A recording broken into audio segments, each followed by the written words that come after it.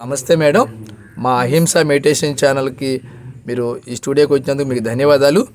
మీ పేరు, మీ ఊరి పేరు, మీ ధ్యాన జీవితం మా ప్రేక్షకులకి పంచుకోవాల్సిందిగా కోరుతున్నాం. అందరికీ ఆత్మ ప్రణామాలండి. ముందుగా బ్రహ్మర్షి పితామహ పత్రిజీ గారికి పాదాభివందనాలు.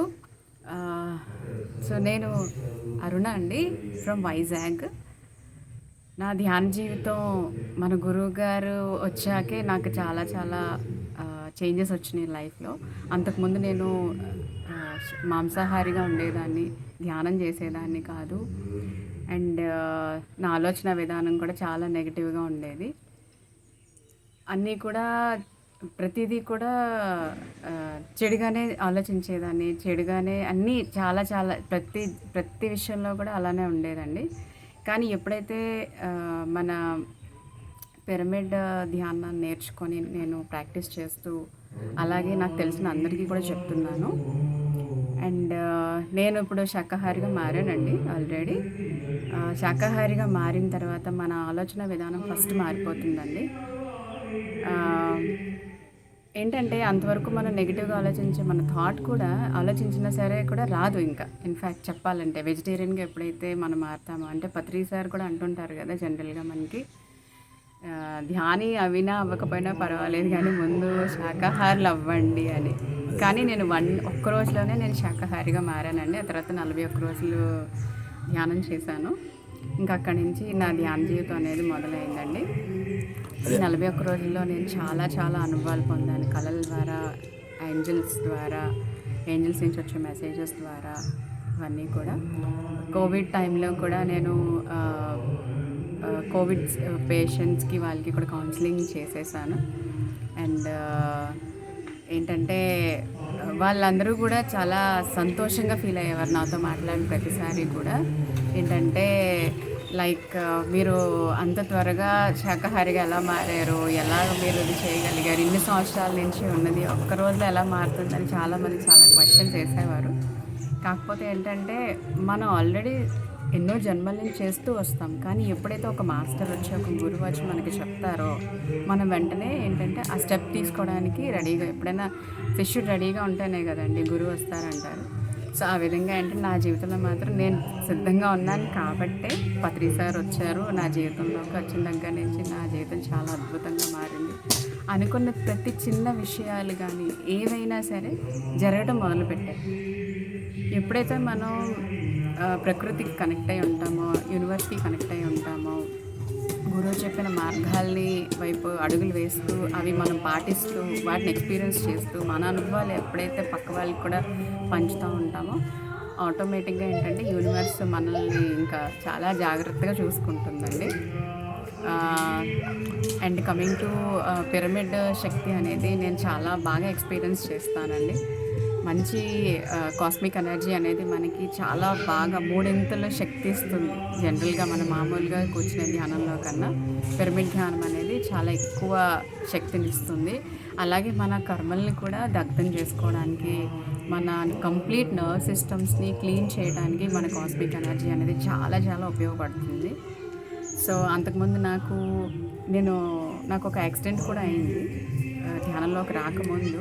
అప్పుడు డాక్టర్స్ కూడా చాలా మందులు వాడాను. ఒక 3-4 ఇయర్స్ వరకు నేను ఓన్లీ పెయిన్ కిల్లర్సే వాడేదాన్ని. ఎప్పుడైతే ధ్యానం చేయడం మొదలుపెట్టానో ఇంకా అవన్నీ మానేసి కంప్లీట్గా ఇప్పుడు చక్కగా నేను సుఖాసనంలో కూర్చొని ధ్యానం చేసుకోవటం, ఇంకా ప్రాణాయామాలు చేసుకోవటం, క్లాసెస్కి అటెండ్ అవ్వటం, చాలా రిట్రీట్స్కి అటెండ్ అవ్వడం అన్నీ కూడా చేస్తున్నానండి. ముందుగా నేను విజిట్ చేసిన పిరమిడ్ వచ్చేసి మన వశిష్ఠ గౌతమి రాజమండ్రి పేరవరంలో ఉన్న పిరమిడ్ అండి. అది చూసాక నేను ఫస్ట్ టైం అనమాట నా లైఫ్లో పిరమిడ్ అనేది చూడటం. అఫ్కోర్స్ అది ఇంకా కన్స్ట్రక్షన్లో ఉన్నా సరే ఇప్పటికీ కూడా ఇప్పటికీ ప్రతి సంవత్సరం నేను ఉగాది సెలబ్రేషన్ 7 రోజులు కూడా అక్కడే వెళ్ళి సెలబ్రేట్ చేస్తాను, సేవ చేస్తానండి.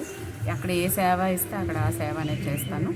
అండ్ కట్టాలు కూడా లాస్ట్ ఇయర్ నుంచే వెళ్ళటం మొదలుపెట్టానండి. అప్పుడు కూడా నేను అక్కడ కూడా సేవలో పాల్గొన్నాను.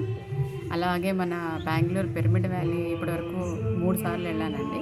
చాలా అద్భుతమైన ఎనర్జీస్ అక్కడ కూడా. ఇంకా నేచర్తో మనం ఎప్పుడైతే కనెక్ట్ అయి ఉంటామో ఖచ్చితంగా ప్రతి ఒక్క విషయం నీకు పాజిటివ్గానే జరుగుతుంది. ఇది నా ధ్యానం. మీరు పౌర్ణమి ధ్యానం, అమావాస్య ధ్యానాలు చేస్తూ ఉంటారా మేడం? పౌర్ణమికి వచ్చేసి ఆ 3 days చేస్తానండి జనరల్గా. ఎట్లా అనిపిస్తుంది మేడం మీకు ఆ ఎనర్జీస్? పౌర్ణమి రోజు ఏంటంటే మనం ఎంత మౌనంగా ఉంటే అంత మంచిదనే విషయం నేను తెలుసుకున్నానండి. ఫస్ట్ థింగ్, ఒకరోజు ఆ 3 రోజులు ధ్యానం మనకి ఏంటంటే ఆ ప్రతి నెల ఆ నెలంతా కాస్తుంది మనకి ఆ 3 రోజులు ధ్యానం చేయటం వల్ల.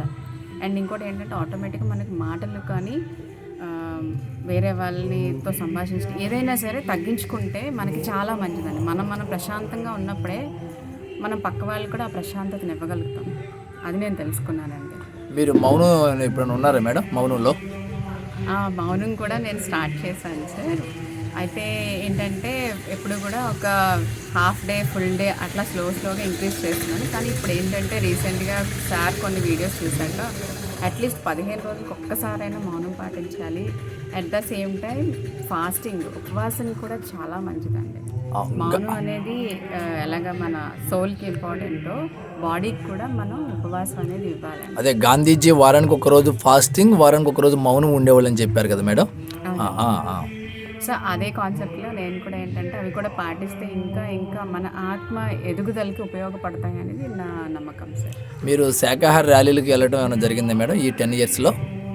లాస్ట్ ఇయర్ శ్రీకాకుళంలో శాకాహార ర్యాలీ చేసామండి. చాలామంది వచ్చారు, ఒక 300 to 500. ఎట్లా ఉంది మేడం ర్యాలీకి వెళ్తే మీ ఎక్స్పీరియన్స్?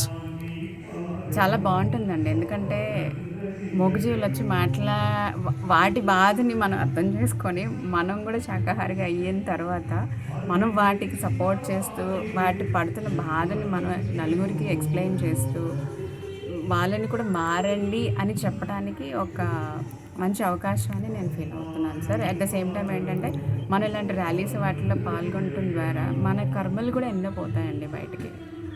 అంటే కృష్ణ భగవాన్ చెప్తాడు కదా, జ్ఞానానికి దగ్ధ కర్మాణం అనేది.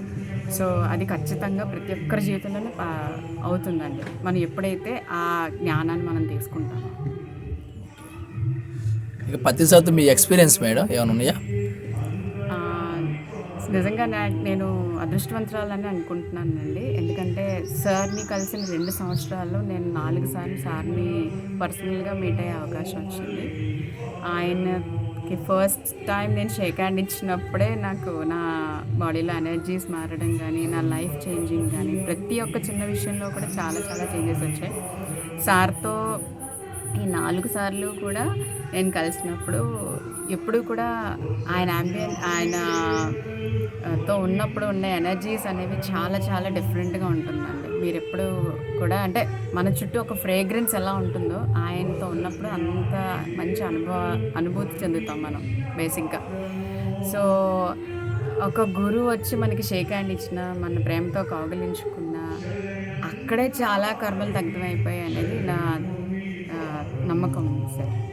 అండ్ లక్కీగా నేను ఈ జన్మలో ఆయన్ని లాస్ట్ 2-3 years నేను కలుసుకోవడం అనేది జరిగిందండి. ఇది నా మీకు త్రినేత్రం అంటే 3వ నేత్రం అనుభవం, దివ్య నేత్రం అనుభవాలు ఏమైనా ఉన్నాయా మేడం మీకు? ప్రస్తుతానికైతే అలాంటివి లేదు. ఈ 10 yearsలో లేవా మేడం? లేదండి. అంటే నేను PSSMలోకి వచ్చి 2.5 years అయిందండి. ముందు బేసిక్గా నేను ఆర్ట్ ఆఫ్ లివింగ్ వాలంటీర్ అండి, శంకర్ గారి ఆశ్రమంలో. అప్పుడు ఆర్ట్ ఆఫ్ లివింగ్లోకి దీనికి పిరమిడ్ ధ్యానానికి మీ ఎక్స్పీరియన్స్ ఖచ్చితంగా వేరియేషన్?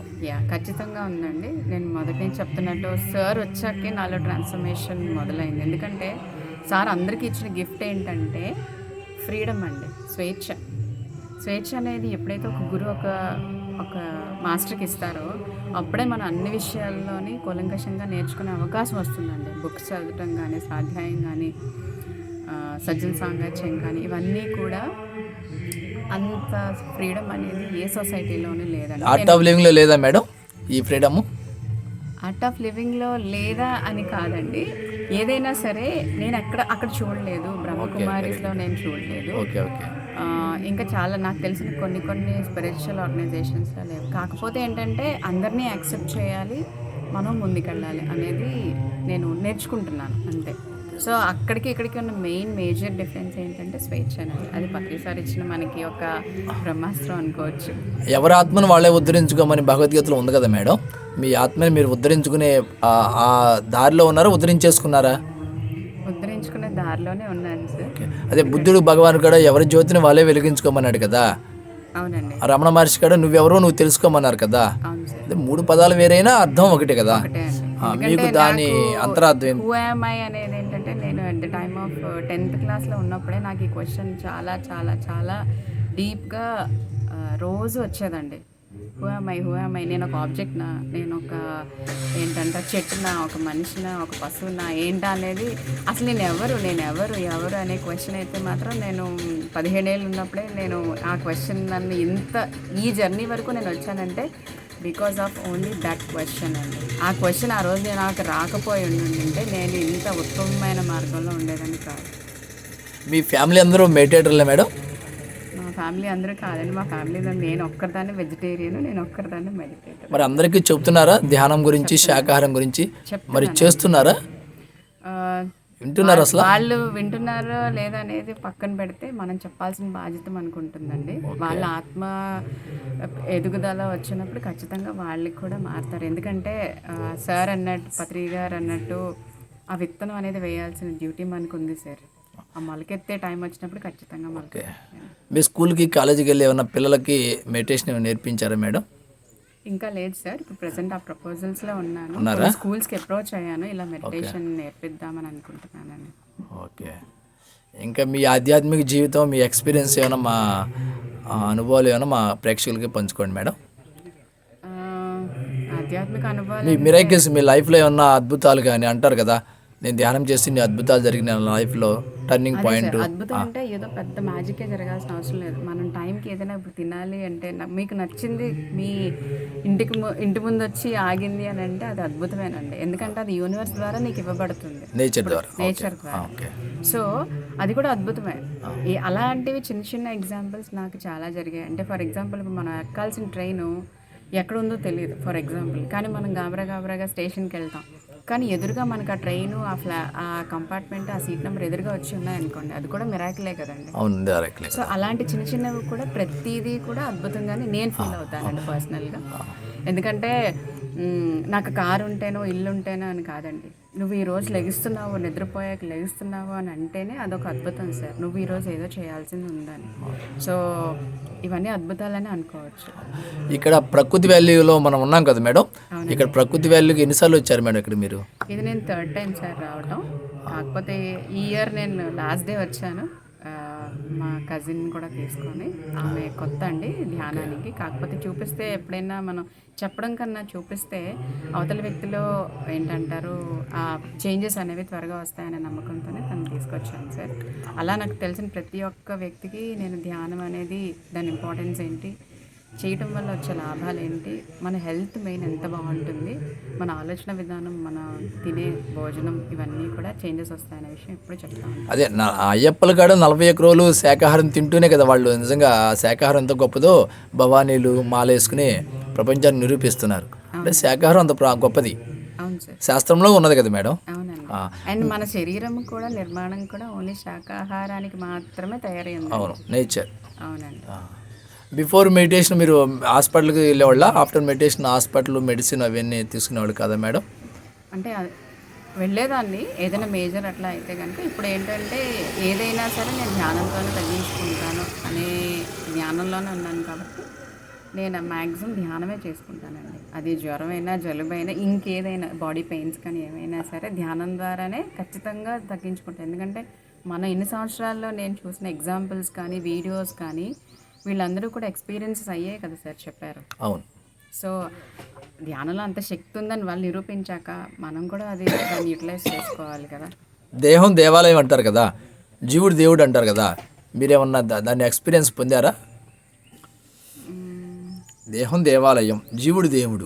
మీ చేంజెస్, మీ ఇన్నర్ చేంజెస్, బాడీలో చేంజెస్ అంటే ఒకప్పుడు బాడీకి కూడా పెద్ద, మనమే దేవుళ్ళు అంటాం కదా పత్రిసారు, వీఆర్ గాడ్స్. అవును, వీఆర్ గాడ్స్. సో బేసిక్గా ఏంటంటే సోల్కి ఎప్పుడు డెత్ అనేది ఉండదు ఓకే కదా. సో ఈ శరీరం ద్వారా ఆ సోల్ అనేది చాలా ఎక్స్పీరియన్సెస్ తీసుకోవడానికి వస్తుంది. అలా అని శరీరాన్ని కూడా నెగ్లెక్ట్ చేయకుండా ఉండేవాళ్ళు ఉంటారు, నెగ్లెక్ట్ చేసిన వాళ్ళు ఉంటారు, చేయలేని వాళ్ళు ఉంటారు. కాకపోతే అంతకుముందు ఏంటంటే అంతగా ఉండేది కాదు నాకు సెల్ఫ్ లవ్ కానీ, లేకపోతే బాడీ మీద అంత కాన్సన్ట్రేషన్ కానీ ఇప్పుడు ప్రతిదీ ఎన్నో కణాల సముదాయమే కదండి మన శరీరం. అందుకే దేవాలయం అన్నారు, ఇంకేం అనలేదు దేహాన్ని కదా. సో అక్కడే అర్థమవుతుంది మనకి. సో దానికి ఇంపార్టెన్స్ ఇవ్వాలి. అదే శరీరం లేకపోతే ఆత్మ ఎక్కడ ఉంటుంది? గాలిలో ఉంటుంది కదా, అంతే కదా మేడం. అంతే కదా. ప్రతిసారి చెప్పారు ప్రకృతి మాత అప్పు ఇచ్చిందంట ఈ శరీరం మనకి. ఏం లేదా మేడం? ప్రకృతి మాత మనకి ఈ శరీరం అప్పు ఇచ్చింది. అప్పు అద్దె ఇంట్లో ఉన్నమాట. అందరూ ఈ శరీరం తీసుకున్న మానవులందరూ అద్దె ఇంట్లో ఆత్మ ఉంది, కానీ దీన్ని శుభ్రంగా చూసుకోవాలి. అవునండి. శరీరము ఆత్మ రెండు గొప్పవే. ఆత్మ గొప్పది అంటే శరీరం ఉంటేనే ఆత్మ ఉంది. ఆ గొప్పతనం తెలియాలంటే ఆ శరీరం ఉండాలి. అవును సార్. దీన్ని శుభ్రంగా చూసుకోవాలి. అవునండి. ఓకే. ఇంకా మీరు ఈ టూత్పేస్ట్లు ఇవి ఏమన్నా దాని గురించి మీరు మొహం పళ్ళ కడగటము, ఇప్పుడు నేచర్కి కనెక్ట్ అవ్వటము, టూత్పేస్ట్లు అవాయిడ్ చేయటము అవన్నీ మీరు విన్నారా ఎప్పుడన్నా? అంటే కెమికల్ ప్రొడక్ట్స్ యూజ్ చేయకూడదు అంటారు కదా. అవునండి. నేచర్కి కనెక్ట్ అయి ఉంటే సార్ బేసిక్గా. అవునవును. నేచర్ నుంచి ఎప్పుడైతే దూరం వెళ్ళిపోతామో ఖచ్చితంగా అన్నీ వస్తాయి. అందుకే ఇప్పుడు ప్రకృతి వ్యాలీలో మనకు పత్రిసారు తీసుకొచ్చి రాజుగారికి అప్పు చెప్పారు ఈ చక్కటి ఈ నేచర్కి కనెక్ట్ అవ్వడానికి కోసం. నిజంగా ఎంత అదృష్టం మేడం. అవునండి. రాజుగారు ఇక్కడ 3 పూట్ల అరిటాకు భోజనం పెడుతున్నారు, అందరూ మెచ్చుకుంటున్నారు. మీ ఎక్స్పీరియన్స్ ఏమైనా ఉన్నాయా మేడం? ఇక్కడ భోజనం పంచపక్ష పర్వణాలతో నేను బేసిక్గా ఇందాక చెప్పినట్టు నేను ఈ రోజే వచ్చాను. అదే లాస్ట్ 2 times వచ్చాను. ఇయర్ కూడా ఇప్పుడు కూడా ఇక్కడ అరిటాకులోనే చక్కగా భోజనం పెడతారండి. అరిటాకులో భోజనం చాలా మంచిది కదా ఆరోగ్యానికి, శరీరానికి. ఓకే. సో బేసిక్గా నాకు అరిటాకు భోజనం అంటేనే చాలా ఇష్టం. ఎక్కడ ఫంక్షన్స్కి వెళ్ళినా సరే నేను చూస్తుంటాను. బట్ ఈ రోజులో అంతా డిఫరెంట్ వరల్డ్ కాబట్టి ఇలాంటి వాటికి వస్తే మనకి అలాంటి ఇంపార్టెన్సెస్ వాటి తాలూకా ఏంటంటారు, మనం ఎలా ఇంకా నేర్చుకోవాలి, మళ్ళీ ఎలా కంటిన్యూ చేయాలనేది కనెక్ట్ అవ్వ నేచర్తో. మీరు ఇప్పుడు నేటి తరానికి మాంసం తింటూ మద్యం తాగుతూ సూసైడ్ చేసుకోవటూ ప్రతిదానికి కోపంతో ఉంటూ స్టూడెంట్స్, అది వాళ్ళకి మీరు ఏం సందేశం ఇస్తారు? వాళ్ళకి ధ్యానం ద్వారా కానీ శాకాహారం కానీ మీ ఎక్స్పీరియన్స్ షేర్ చేయండి మేడం. ఒకటైతే చెప్పాలి, ఒక తల్లిగా ఒకటైతే చెప్తాను. ఎందుకంటే ఇప్పుడు మనం ఇంతకుముందు డిస్కస్ చేసినట్టు దేహం అనేది దేవాలయం కదా. నేచర్ ఇచ్చిన బెస్ట్ గిఫ్ట్ అండి, దీనికి మించిన గిఫ్ట్ లేదు. అలాంటి దేవుడిచ్చిన గిఫ్ట్ని మనం ఎప్పుడూ కూడా స్పాయిల్ చేయకూడదు. మనం ఎంత జాగ్రత్తగా వచ్చామో అంత జాగ్రత్తగానే ఈ భూమాతకి శరీరాన్ని ఇచ్చి చక్కగా ఆత్మ గురించి వెళ్ళిపోవాలి. అంతేకాని ఏదో ఫెయిల్యూర్ అయిందనో లేకపోతే ఏదో జరగలేదనో అనేది మాత్రం చూసుకొని మన బాడీని సూసైడల్ అటెంప్ట్స్ కానీ, సూసైడల్ థాట్స్ కానీ ఇవన్నీ కూడా మళ్ళీ నేచర్లోకి వెళ్ళి మళ్ళీ మన రూపాంతరమే వస్తాయండి. సో అలాంటి థాట్స్ ఎవరు కూడా ఎప్పుడు చేసుకోకుండా పాజిటివ్గా ఆలోచిస్తూ శాకాహారిగా ఉంటూ చక్కగా ఎప్పుడు పిరమిడ్ ధ్యానం చేయాలని కోరుకుంటున్నాను. ఇప్పుడు నేటి తరానికి మీరు ఒక తల్లిగా తల్లులందరికీ మీరు ఏమి సందేశం ఇస్తారు మా ఏఎంసీ ఛానల్ ద్వారా? నేను మదర్ని కాదు, I'm single first of all. Okay okay okay. So sorry, that's okay sir. నేను అదే ఇప్పుడు చెప్పినట్టు ఏంటంటే మనం ఎప్పుడు కూడా మనం తినే ఆహారమే చాలా ఇంపార్టెంట్. దాని మీదే మన ఆలోచన విధానము, మన థాట్స్ అన్నీ కూడా ఆధారపడి ఉంటాయి. ఎప్పుడైతే మన ఇన్పుట్ కరెక్ట్గా ఉంటుందో అవుట్పుట్ కూడా పర్ఫెక్ట్గా ఉంటుందండి. Okay okay. Thank you madam. మా అహింస మెడిటేషన్ ఛానల్కి వచ్చి మీరు ఇంత ఎక్స్పీరియన్స్ మా ప్రేక్షకులకు ఇచ్చినందుకు మీకు ధన్యవాదాలు. మా అహింస ఛానల్ని సబ్స్క్రైబ్ చేయండి, మీ బంధుమిత్రులతో సబ్స్క్రైబ్ చేయించండి. ఇది అతి త్వరలో శాటిలైట్ ఛానల్ కావాలని మా సంకల్పం. ఈ భూమండలం శాకాహార భూమండలం కావాలని బ్రహ్మర్షి పత్రిజీ బంగారు కళ, మనందరి బంగారు కళ. అందుకోసమే స్థాపించబడింది అహింస మెడిటేషన్ ఛానల్. ధన్యవాదాలు మేడం. థ్యాంక్ యూ అండి, నాకు ఎంత ఆపర్చునిటీ ఇచ్చినందుకు. అహింస మెడిటేషన్ ఛానల్ మీరు అనుకున్నట్టుగానే శాటిలైట్ ఛానల్ అవ్వాలనే సంకల్పానికి నా సంకల్పం కూడా తోడు చేస్తానండి. Thank you so much.